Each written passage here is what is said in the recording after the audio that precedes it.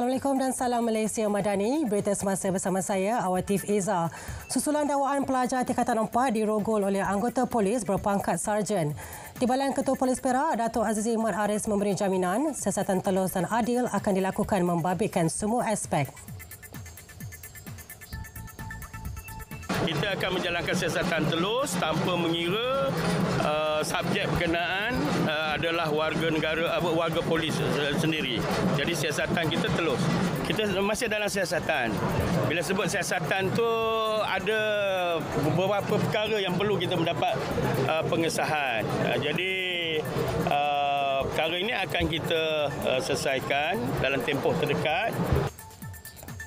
Setakat ini tiada tangkapan dibuat kes disiasat mengikut Seksyen 376 Kanun Keseksaan. Keunikan perayaan Thaipusam dilihat berpotensi menarik lebih ramai pelancong berkunjung ke negara ini. Ia dibuktikan dengan kehadiran lebih 2 juta pengunjung yang memeriahkan sambutan perayaan itu di Batu Cave.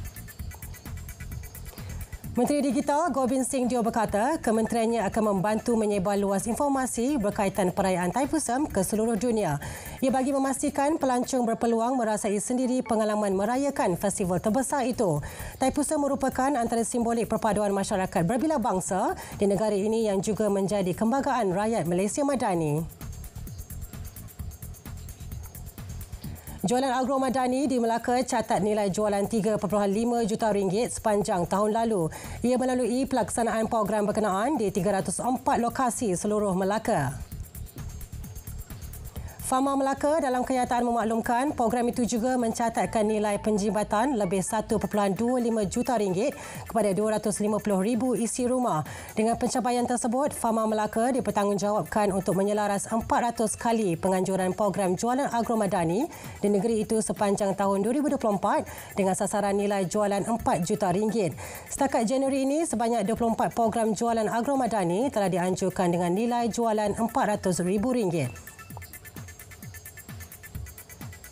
Yayasan Dakwah Islamiah Malaysia, YADIM, perlu terus memainkan peranan sebagai jurucakap memberi kefahaman berkaitan agenda membangun Malaysia Madani. Menteri di Jabatan Perdana Menteri JPM Hal Ehwal Agama, Dato' Dr. Muhammad Naim Mokhtar berkata, usaha perlu dilipat gandakan untuk menyebar nilai-nilai rahmah dan kasih sayang dalam kalangan masyarakat. Jelas beliau, aktiviti serta program kemasyarakatan bersama komuniti merentasi budaya dan agama perlu diteruskan untuk memupuk kerukunan. Perpecahan dalam masyarakat juga perlu ditangani dengan penuh hikmah. Datuk Dr. Muhammad Naim berucap pada majlis kesyukuran sempena sambutan Jubli Emas YADIM di Putrajaya. Menteri Luar Datuk Seri Muhammad Hassan mengambil peluang untuk bertemu dengan Setiausaha Agong PBB Antonio Guterres. Ia bagi menyampaikan mesej menggesa agar genjatan senjata di Gaza dikuatkuasakan segera. Beliau menerusi laman sosial X berkata, mesej tersebut disampaikan menerusi poskad yang ditandatangani oleh Perdana Menteri Datuk Seri Anwar Ibrahim. Mesej turut menggesa agar hak Palestin sebagai sebuah negara merdeka dan berdaulat diperakui selain diterima sebagai anggota penuh PBB. Pertemuan tersebut berlangsung di Pejabat Guterres di bangunan Sekretariat United Nations di New York. Selain Perdana Menteri, poskad tersebut turut ditandatangani oleh Menteri-Menteri Kabinet Kerajaan Perpaduan Malaysia sebagai mewakili rakyat Malaysia.